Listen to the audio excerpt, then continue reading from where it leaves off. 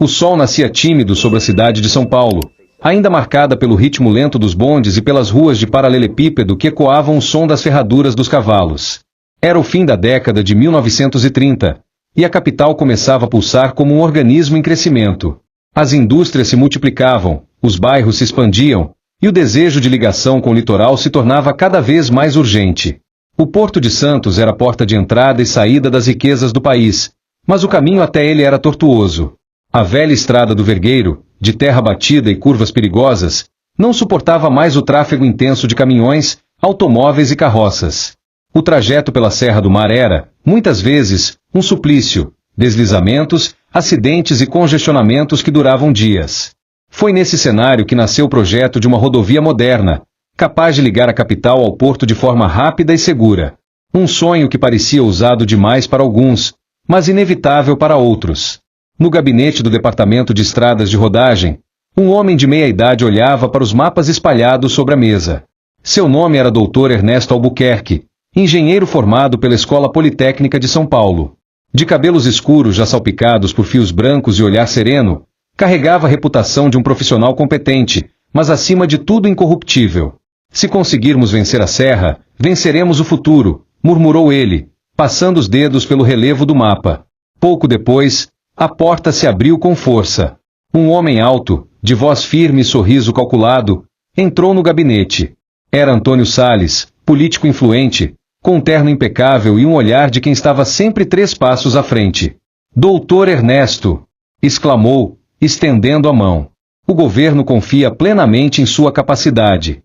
A Anchieta será a estrada que colocará São Paulo no mapa do progresso mundial. Ernesto retribuiu o aperto de mão, mas seu semblante manteve-se sério. Deputado Salles, eu agradeço a confiança. Mas é preciso dizer que o desafio é enorme. A serra não é um inimigo fácil. Teremos chuvas, deslizamentos, e os custos podem extrapolar. Salles riu, um riso carregado de teatralidade.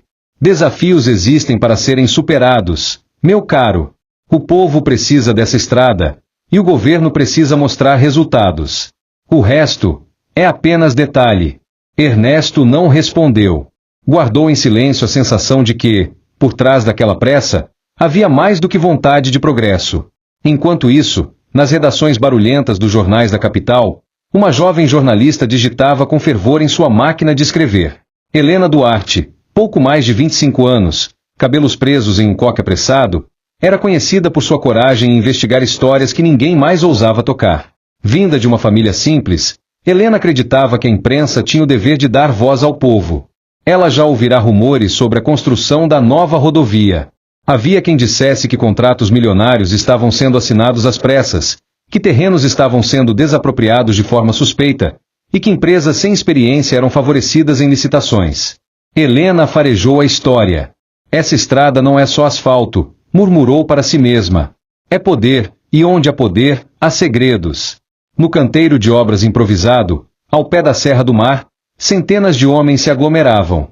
Alguns com enxadas, outros com picaretas, muitos deles migrantes vindos do interior, em busca de trabalho.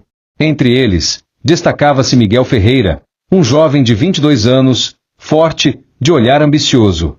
Filho de lavradores pobres, via na obra da estrada uma chance de deixar para trás a vida dura do campo. Ei, Miguel! Gritou um companheiro. Ouvi dizer que vão pagar bem mais para quem aceitar trabalhar na parte da serra. Miguel enxugou o suor da testa e sorriu. Se for perigoso, é lá que eu quero estar. Não vim até aqui para ser só mais um. O barulho das máquinas a diesel misturava-se às vozes dos homens, criando uma sinfonia rude de progresso e sacrifício. À medida que os dias passavam, Ernesto caminhava pelo canteiro, conversava com operários, fiscalizava o avanço das obras.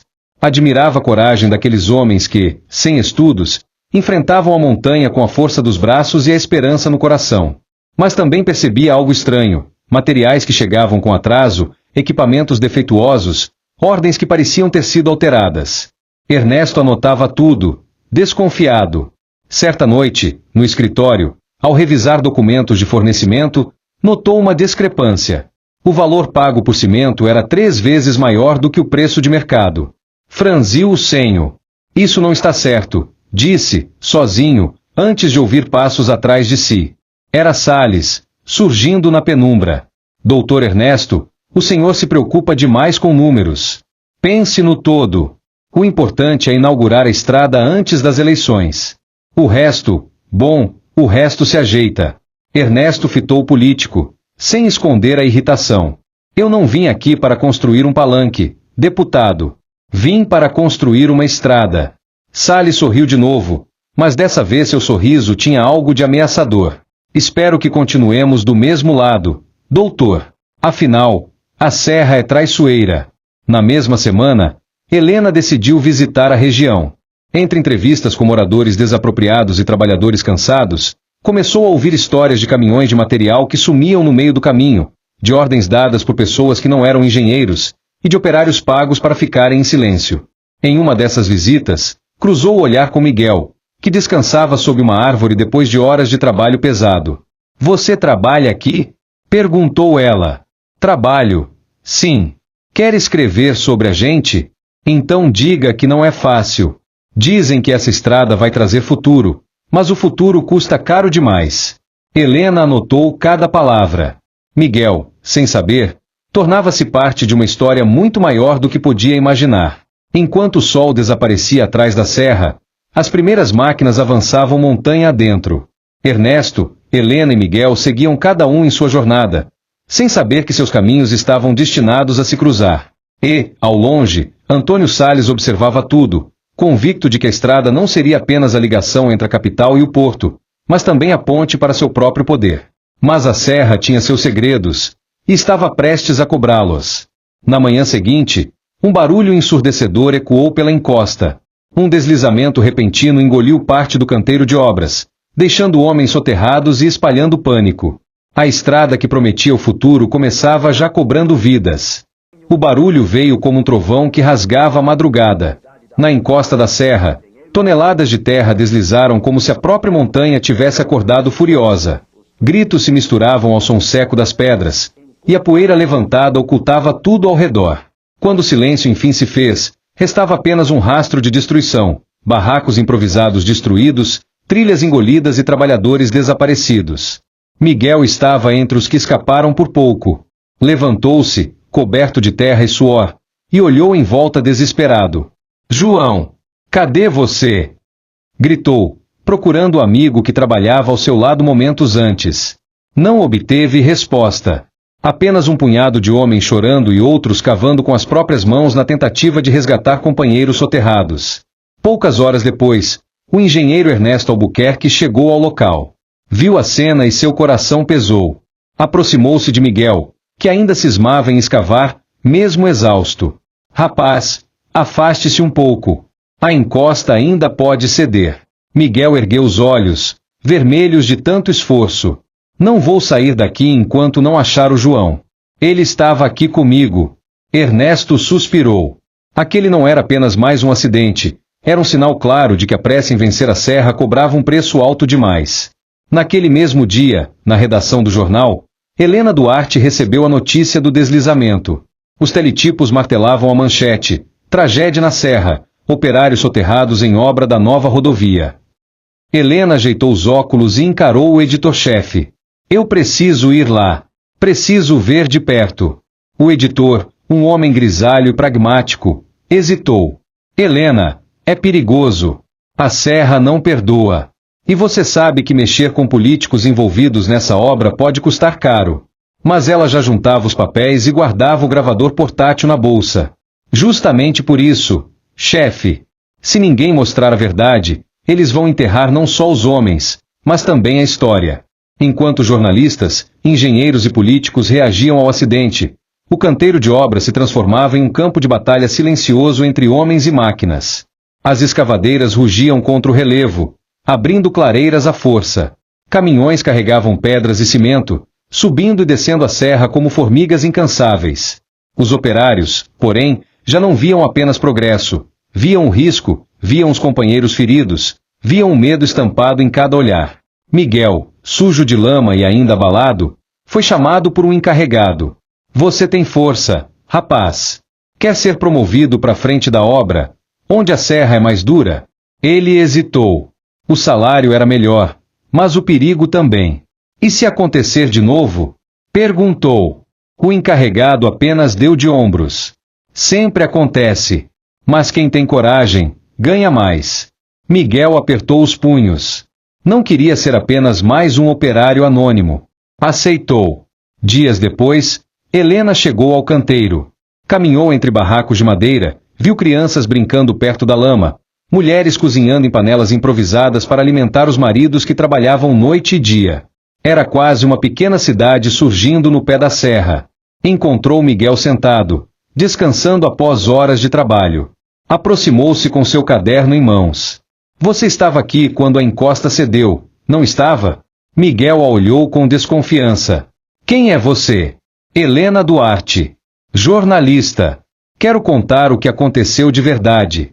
Ele soltou uma risada amarga. Verdade? A verdade é que a serra engole gente e ninguém liga. João ainda está lá embaixo. E o que fizeram? Continuaram as máquinas, como se nada tivesse acontecido. Helena notava cada palavra, mas também percebia a dor no olhar dele. Você se importa com seus companheiros.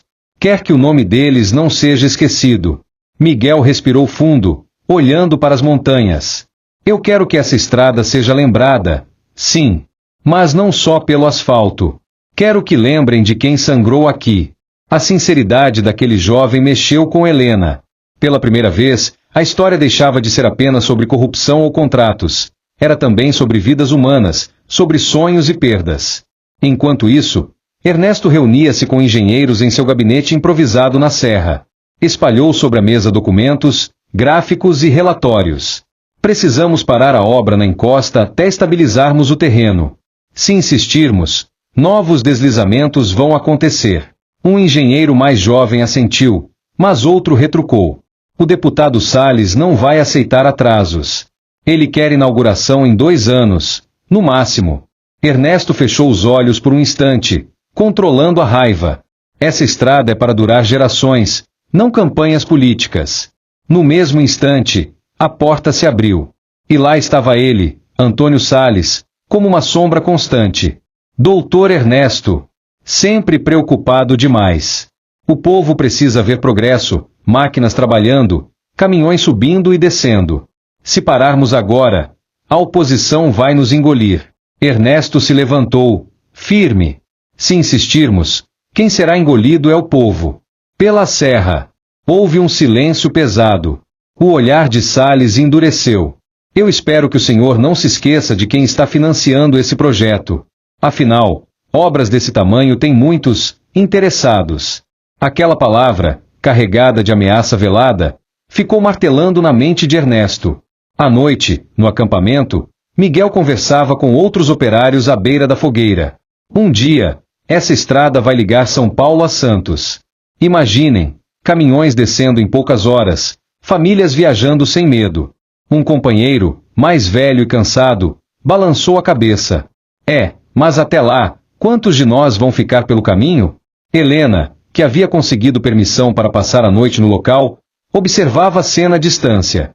Sabia que tinha em mãos uma história poderosa. Homens simples, máquinas poderosas e uma montanha que se recusava a se render. Mas também sabia que, ao publicar aquilo, mexiria com interesses pesados. No silêncio da madrugada, Ernesto caminhava sozinho pela encosta iluminada pela lua. Olhava para a serra como quem encara um adversário imponente. Não é você que é traiçoeira, não é? Murmurou para si mesmo. É o homem que te desafia sem respeito. E, como se respondesse, um novo estalo ecoou ao longe. Outra parte da encosta se soltava lentamente. No dia seguinte, a notícia do acidente correu os jornais, e a obra ganhou as manchetes nacionais.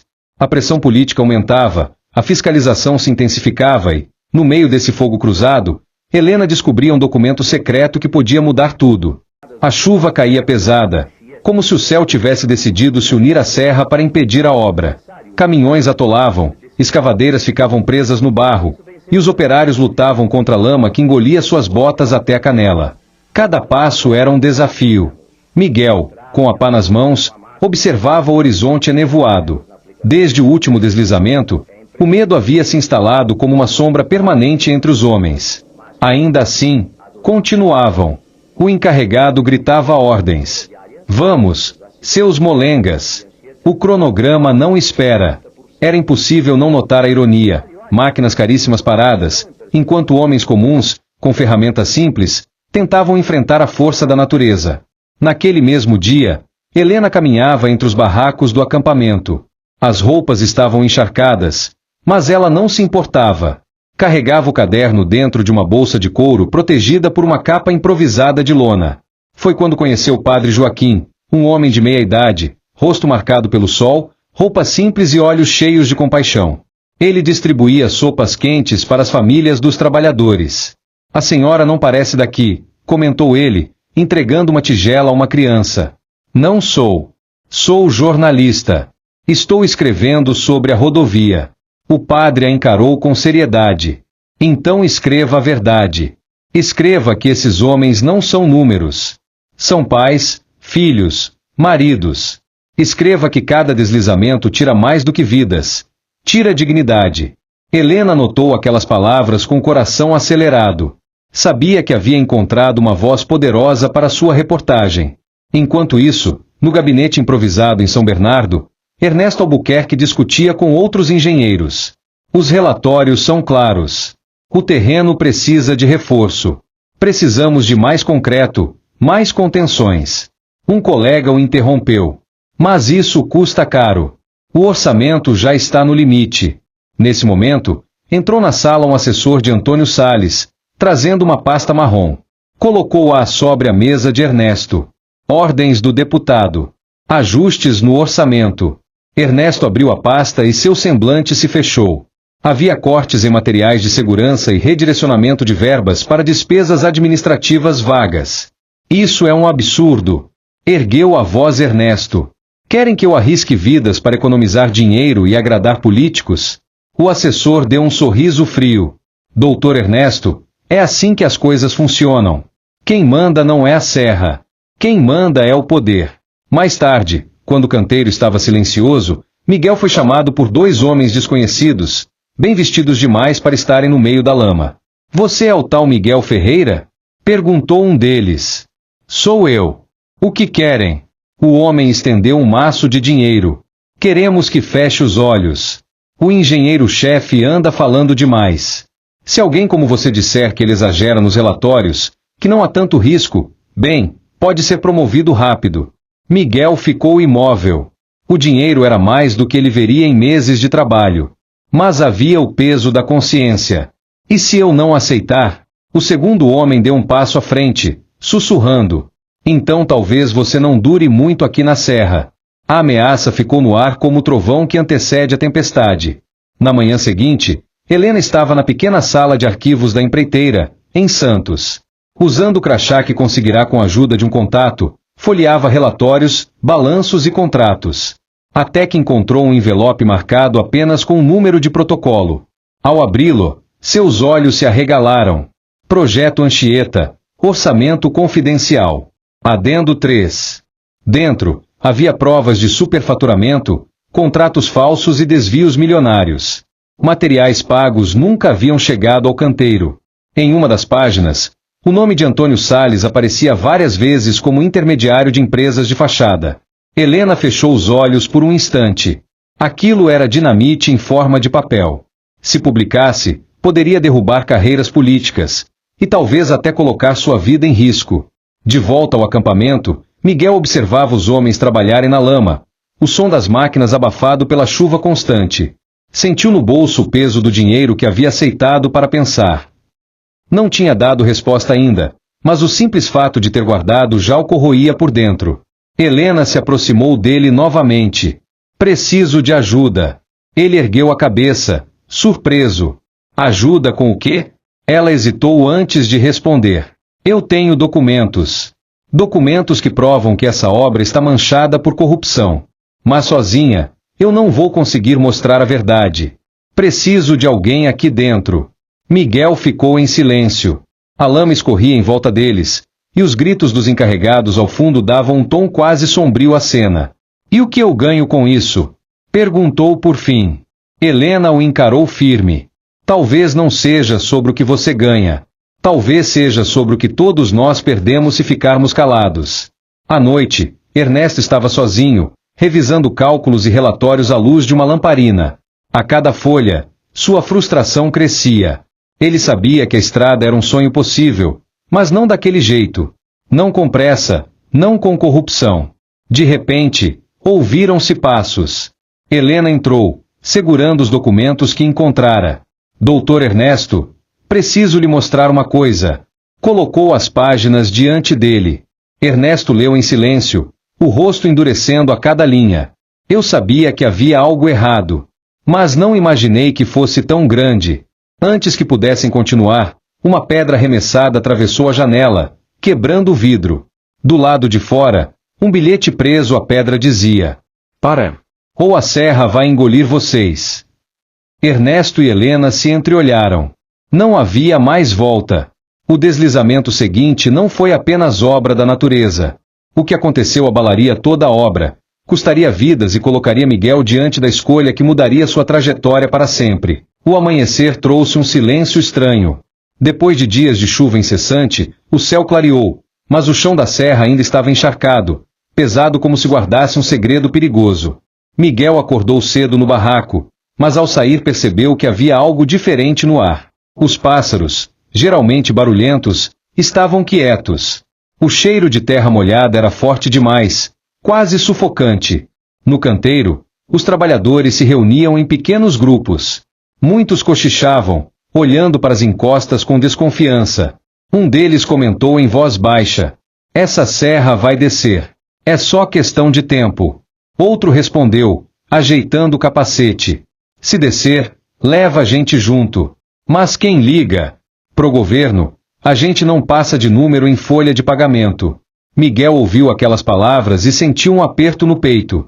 O bilhete ameaçador da noite anterior não saía da sua mente. Ernesto chegou pouco depois. Tenso. Chamou os capatazes para uma rápida reunião.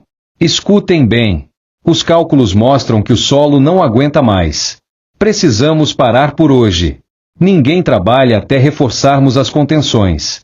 Mas mal terminou de falar, foi interrompido pelo encarregado-chefe, um homem duro chamado Farias, que balançava a cabeça em negação. "Com todo respeito, doutor, o cronograma não permite paralisação. O deputado quer inauguração em tempo recorde. E eu recebi ordens diretas: continuar a qualquer custo." Ernesto fechou os punhos, tentando se controlar. A qualquer custo, Farias, significa gente morta. Farias o encarou com frieza. "Quem vai assumir a culpa é o senhor, se parar a obra." O clima ficou pesado. Os trabalhadores, que ouviam de longe, começaram a trocar olhares inseguros. Helena, que acompanhava a cena, se aproximou de Ernesto depois que Farias saiu. "Ele não vai recuar", disse ela em tom baixo. "Não com tanta pressão política." Ernesto suspirou. "Essa estrada vai ser construída em cima de ossos." Helena, por sua vez, já carregava em sua bolsa os documentos comprometedores que havia encontrado, mas ainda não tinha coragem de publicar.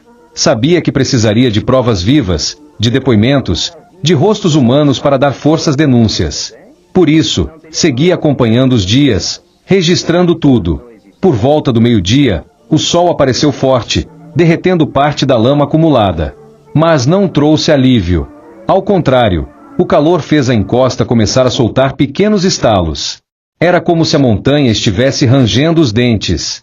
Miguel notou primeiro. "Vocês estão ouvindo isso?" perguntou, virando-se para um grupo de colegas. Um dos homens assentiu, pálido. "É a serra avisando que vai cair." E então aconteceu. Um estrondo profundo ecoou, como o rugido de um animal colossal. A encosta à frente cedeu, e uma onda de terra, pedras e árvores desabou sobre parte do canteiro. Os gritos tomaram o ar. Homens correram em todas as direções, mas alguns não tiveram tempo. O deslizamento engoliu máquinas, ferramentas e trabalhadores em questão de segundos. Miguel largou tudo e correu, puxando um companheiro que havia caído. O chão tremia sob seus pés. Ernesto gritava ordens, tentando manter algum controle em meio ao caos. "Todos para o alto! Corram para o ponto seguro." Helena, com o coração disparado, tentava proteger a câmera e o caderno. Viu quando um dos barracos foi esmagado por uma pedra gigantesca. Lá dentro havia crianças. Sem pensar, correu em direção ao local, ignorando os gritos de Ernesto que mandava ela se afastar.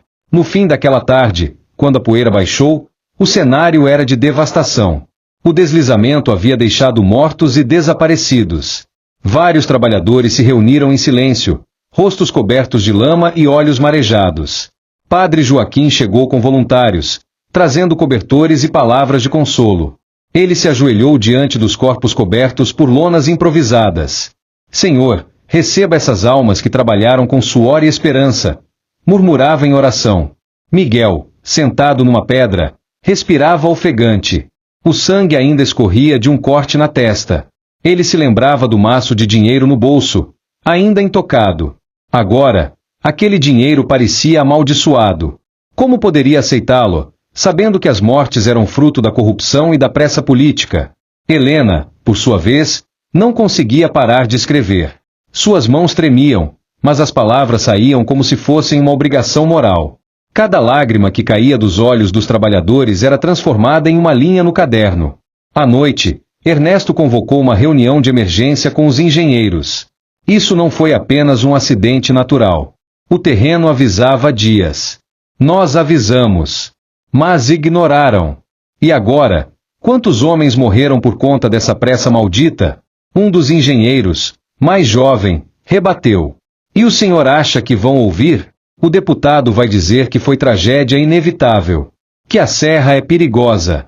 Vão enterrar os corpos e seguir adiante. Helena, presente na reunião, levantou a voz. Não se pode enterrar a verdade junto com os mortos. Eu tenho documentos. Eu tenho testemunhas. Mas preciso de coragem. Preciso que alguém dentro do projeto fale. O silêncio tomou conta da sala. Os olhares se voltaram para Ernesto e para Miguel. Miguel se levantou devagar, ainda sujo de lama. Hoje, eu puxei um homem da terra, mas não consegui puxar todos. Vi amigos sendo engolidos, vi família chorando. E sei que nada disso precisava ter acontecido. Ele respirou fundo, encarando Helena. Eu vou falar. Eu vou contar o que vi. Helena assentiu, emocionada. Então não estamos sozinhos. Mas antes que a reunião pudesse continuar, chegaram 2 carros pretos ao acampamento. Deles desceram homens de terno, acompanhados por Farias. Um deles trouxe uma ordem assinada. Por determinação superior, a obra não será interrompida. Os trabalhos devem recomeçar amanhã. Os trabalhadores, que ouviam de longe, explodiram em revolta. Gritos ecoaram. Assassinos! Inconsequentes! Padre Joaquim tentava acalmar, mas a tensão era grande demais.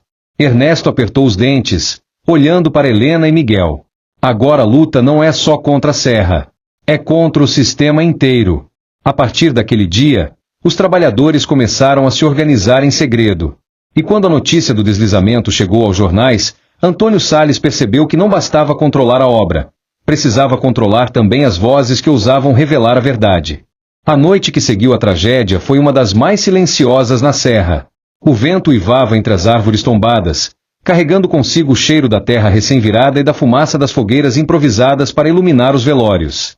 Homens, mulheres e crianças se reuniam em torno dos corpos cobertos por lençóis brancos. O luto era coletivo, pesado, quase insuportável. Padre Joaquim conduzia orações, mas não eram apenas palavras de consolo. Eram clamores de justiça. Deus não fecha os olhos para o sofrimento dos humildes. Mas é preciso que nós também não fechemos os nossos. Essa estrada não pode continuar sendo erguida em cima do sangue dos inocentes. Os trabalhadores murmuravam em aprovação. Miguel, sentado ao lado de Ernesto e Helena, sentia as palavras ecoarem como um chamado. Na manhã seguinte, o clima era de revolta. Farias tentou reunir os homens para reiniciar os trabalhos, mas ninguém se moveu. Vamos, vamos! Gritou, batendo palmas. O cronograma não vai esperar. Um silêncio desafiador foi a resposta. Até que Miguel se levantou. Chega! Farias! Ontem, a serra engoliu nossos amigos. Hoje você quer fingir que nada aconteceu? Farias estreitou os olhos. Você está se insubordinando, rapaz? Miguel deu um passo à frente. Não! Estou dizendo o que todos aqui pensam. A obra só continua se tivermos garantias. Segurança de verdade, não ordens de cima para morrer como formigas.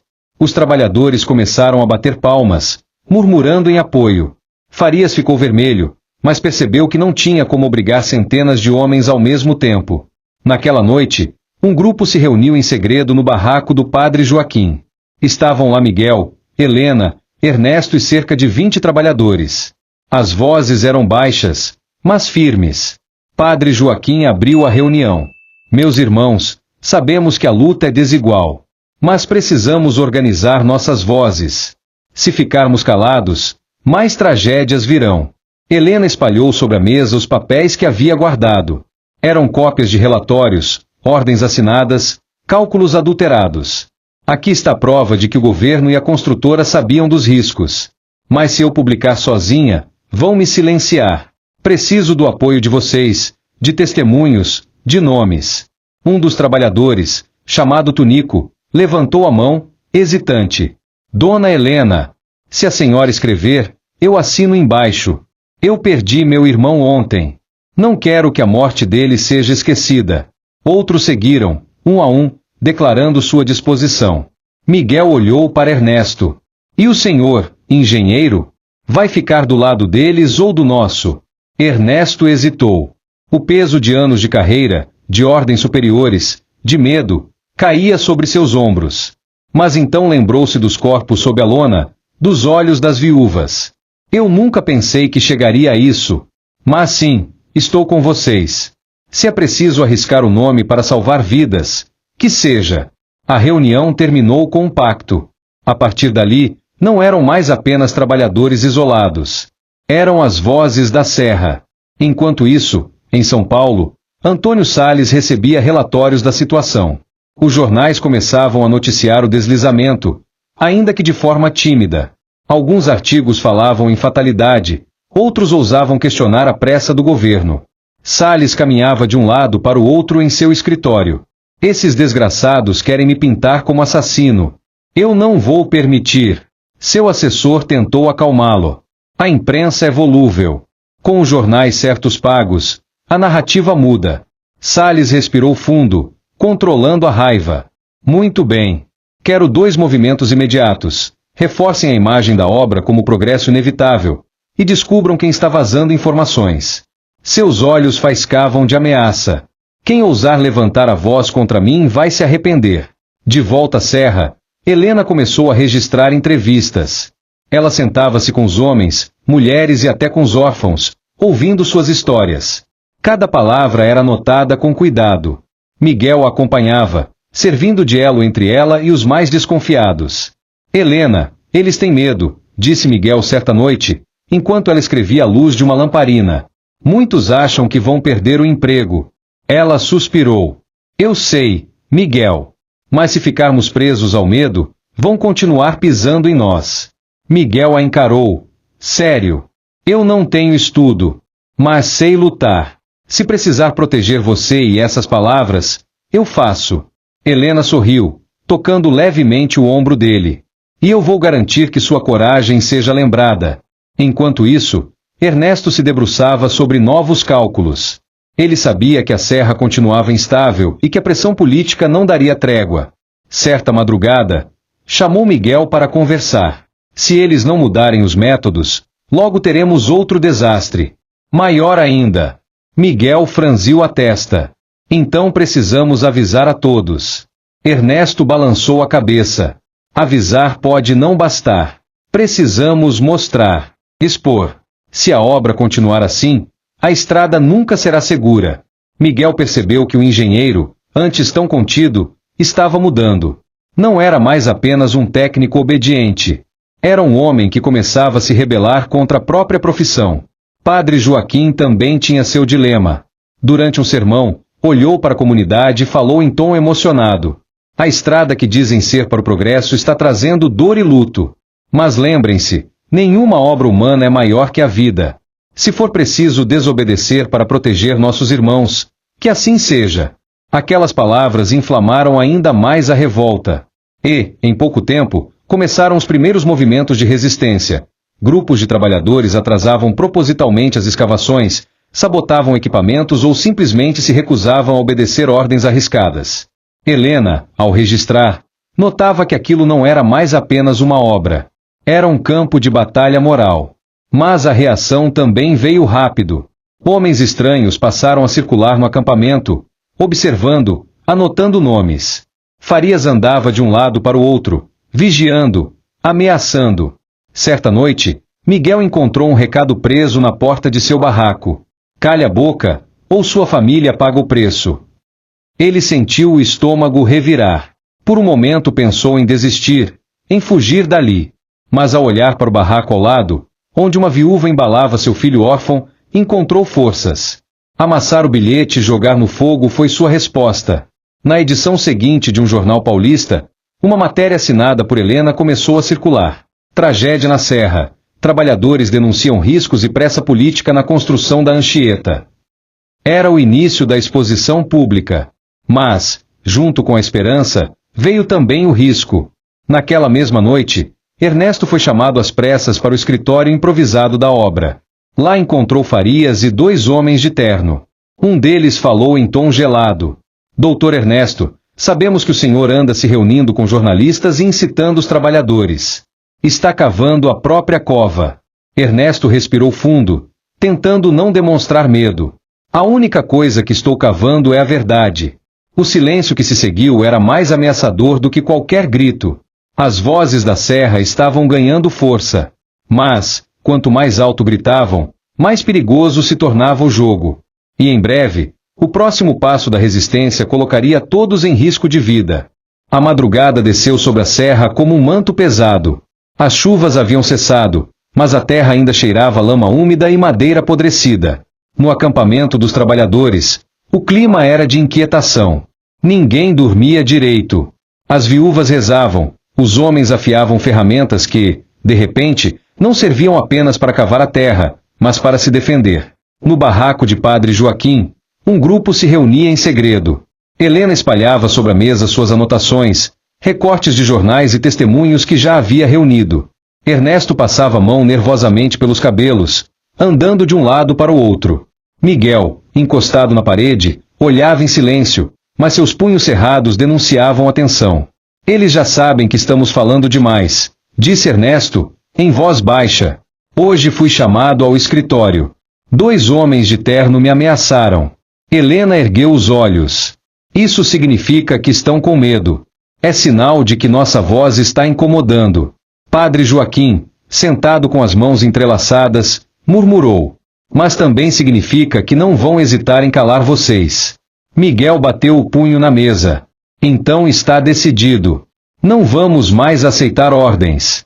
Amanhã, quando tentarem nos obrigar a voltar à obra, vamos parar tudo. Um silêncio pesado caiu sobre o grupo. Era uma decisão perigosa, talvez suicida. Mas todos sabiam que já não havia retorno. O sol nasceu encoberto por nuvens cinzentas. Farias apareceu, como sempre, com o apito pendurado no pescoço e uma prancheta debaixo do braço. Atrás dele, alguns capatazes e homens armados vigiaram de perto. Vamos, cambada! Gritou. Hoje temos muito a recuperar. A terra não vai se mover sozinha. Ninguém se mexeu. Os trabalhadores permaneciam imóveis, alguns com braços cruzados, outros segurando suas ferramentas como se fossem armas. Eu disse para começar, repetiu Farias, soprando o apito com força. Dessa vez, Miguel avançou, firme. Ninguém vai cavar mais nada até termos segurança. Os capatazes se entreolharam. Farias riu, incrédulo. Segurança? Desde quando Formiga fala de segurança? Vocês são pagos para obedecer, não para pensar. Helena surgiu entre os homens, com seu caderno nas mãos. Sua voz clara ecoou pela clareira. Eles não são formigas. São homens. Pais, filhos, irmãos. E se continuarem morrendo, o Brasil inteiro vai saber quem é o responsável. Os capatazes tentaram avançar, mas foram cercados por dezenas de trabalhadores. O clima explodiu em gritos. A revolta começava. Na confusão, Padre Joaquim ergueu a cruz e gritou: Ninguém toca em ninguém. Somos mais fortes na união, Não na violência. Mas a chama já estava acesa. Um dos capatazes empurrou Tunico, o jovem que perderá o irmão no deslizamento. Tunico reagiu, e em segundos, a clareira virou um campo de luta.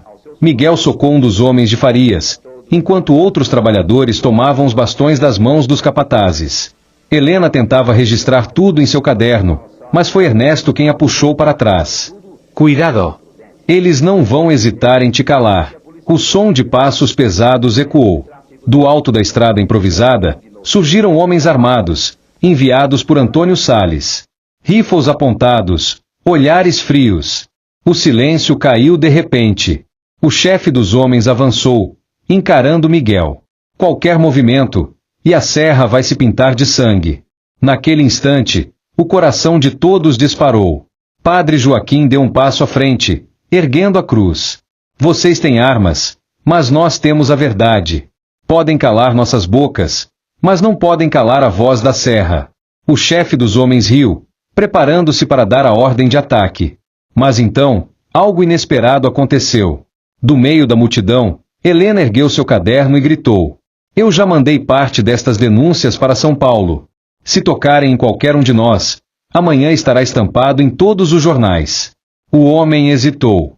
Aquilo mudava tudo. O poder deles estava no silêncio, mas se a palavra já havia escapado, qualquer violência poderia se voltar contra eles. Miguel aproveitou o momento e ergueu sua pá como se fosse uma bandeira. Nós não vamos mais nos calar. Um rugido coletivo se espalhou entre os trabalhadores. Não eram mais homens submissos. Eram uma massa em revolta, prontos para desafiar até os poderosos de São Paulo. À noite, a tensão ainda pairava no ar. Os homens armados haviam recuado, mas não desistiriam. Farias desaparecera, provavelmente para reportar tudo a Salles. No acampamento, as fogueiras iluminavam rostos cansados, mas cheios de esperança. Helena escreveu febrilmente, registrando cada detalhe da revolta. Ernesto, ao seu lado, ajudava a revisar os cálculos e provas que sustentavam as denúncias. Miguel caminhava de barraco em barraco, garantindo que todos estivessem unidos. Padre Joaquim orava, mas agora com uma chama de coragem nos olhos. De repente, um estalo na mata fez todos se virarem. Miguel avançou na direção do som, encontrando um novo bilhete preso a uma estaca. Vocês venceram hoje, mas amanhã, a estrada terá novos donos. Preparem-se. Miguel engoliu seco. Ele sabia que a batalha estava longe de acabar. No dia seguinte, as primeiras notícias começaram a circular nos jornais da capital. Não mais como notas tímidas, mas manchetes estampadas. Revolta na Serra. Trabalhadores denunciam abusos na construção da Anchieta. A revolta dos barracos não era mais um segredo. Agora, toda a sociedade paulista começava a olhar para a Serra. O conflito deixará de ser apenas deles. Era o início de uma guerra política.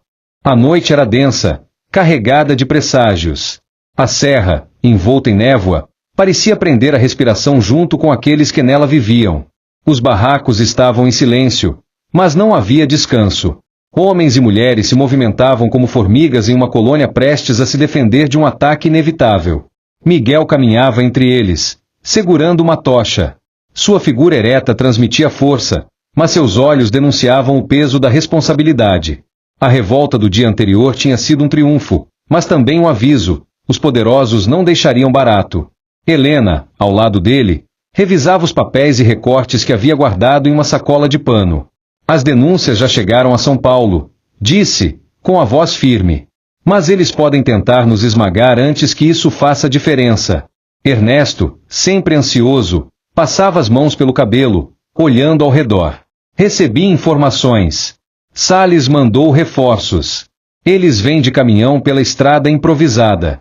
Homens armados. Não querem diálogo, querem apagar nossa voz. Padre Joaquim, de cruz erguida, interveio com serenidade. Então precisamos estar preparados. Não para revidar com ódio, mas para resistir com coragem. A serra é nossa testemunha, e ela nos protegerá. Miguel apertou os punhos. Coragem é o que nos resta. Mas se tentarem derrubar nossos barracos, não vamos recuar. Ao amanhecer, o ronco dos motores ecoou pelo vale. Caminhões pesados, carregados de homens armados, desciam pela trilha improvisada aberta na serra. O barulho metálico das armas se misturava ao ranger das engrenagens. Farias vinha na dianteira, de terno engomado, mas com um olhar sombrio. Ao seu lado, um oficial contratado por Salles gritava ordens. Do acampamento, os trabalhadores se alinharam. Homens com pás, picaretas e enxadas nas mãos. Mulheres de braços cruzados, algumas segurando panelas de ferro, outras trazendo as crianças para frente, como se dissessem: se quiserem destruir, terão que passar por todos nós. Miguel avançou alguns passos, encarando os caminhões. Esta estrada não será feita sobre os nossos mortos. O oficial riu, debochado. Já está sendo. E vai continuar sendo. Abram caminho, ou vamos abrir à força. Helena subiu numa pedra, levantando seu caderno. Cada tiro, cada agressão, cada morte daqui será registrada. Não pensem que podem apagar tudo. O Brasil está olhando para esta serra agora. Os homens de Salles hesitaram por um instante, mas a ordem veio rápida. Avancem! O primeiro caminhão tentou forçar passagem, mas os trabalhadores jogaram toras de madeira e pedras, bloqueando a estrada.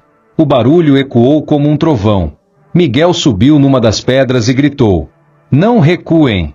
Esta terra é nossa! Os homens armados avançaram, mas foram recebidos com gritos e resistência. Pás batiam contra bastões, enxadas contra coronhas de rifle. Era o choque entre dois mundos, a força do povo e a brutalidade dos poderosos. No meio do caos, Helena corria entre os grupos, tentando registrar nomes e rostos. Ernesto puxava alguns trabalhadores, organizando fileiras improvisadas para conter o avanço. Padre Joaquim permanecia ao centro, cruz erguida, clamando por paz, mas sua voz quase se perdia no rugido da batalha. De repente, um disparo ecoou. Todos congelaram. Uma bala atingiu o chão a poucos centímetros de Tunico, o jovem que já havia perdido o irmão no deslizamento. Ele caiu de joelhos, tremendo, mas levantou-se e gritou: não tenho mais nada a perder. Vocês não vão me tirar esta terra também. O grito de Tunico incendiou os ânimos. Os trabalhadores avançaram com mais fúria. Em meio à confusão, Farias tentava escapar para o alto da trilha, mas Miguel alcançou, segurando pelo colarinho. Quantos mais vão precisar morrer para encher seus bolsos? Rugiu Miguel. Farias, suando, gaguejou: você não entende, não é só por mim. Essa obra é a vitrine de Salles. Ele comprou jornais, juízes, militares. A estrada precisa ser concluída, custe o que custar. Helena se aproximou, encarando nos olhos. Então é verdade. Não é uma estrada para o povo. É um monumento para o ego de um homem. Antes que Miguel pudesse responder, um dos oficiais gritou lá de baixo: recuem! Recuem agora! Do vale, uma coluna de cavaleiros vinha subindo a trilha. Não eram homens de Salles.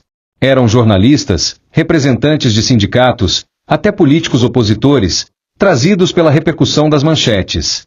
A revolta da serra já havia se espalhado além das encostas. Os homens armados, em desvantagem moral, começaram a recuar.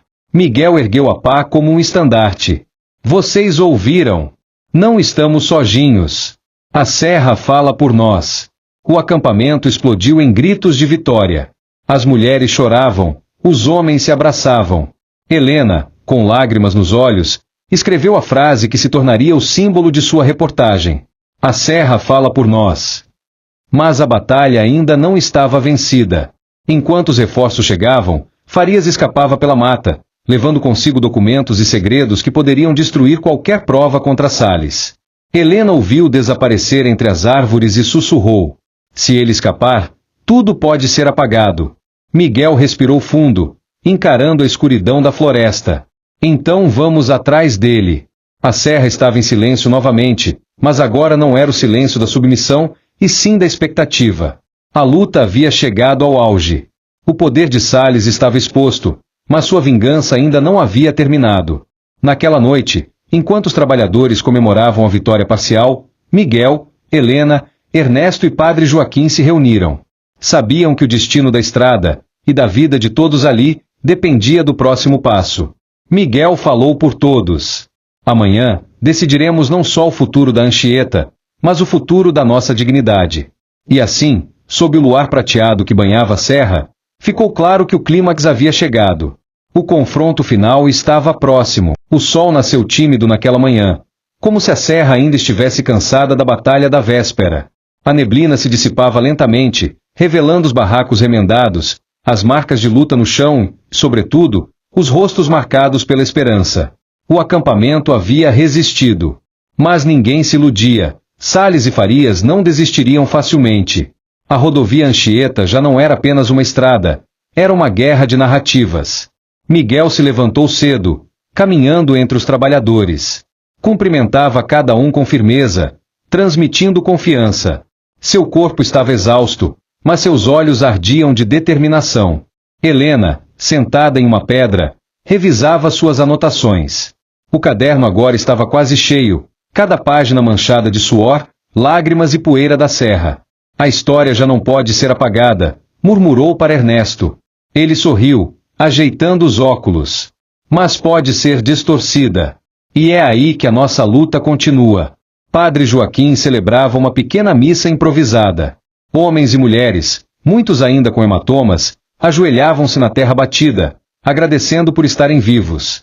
Sua voz ressoava. Que esta estrada não seja feita sobre ossos esquecidos, mas sobre a memória de quem lutou. Enquanto a comunidade se reerguia, Miguel não esquecia do inimigo em fuga. Farias escapou pela mata, disse a Ernesto e Helena.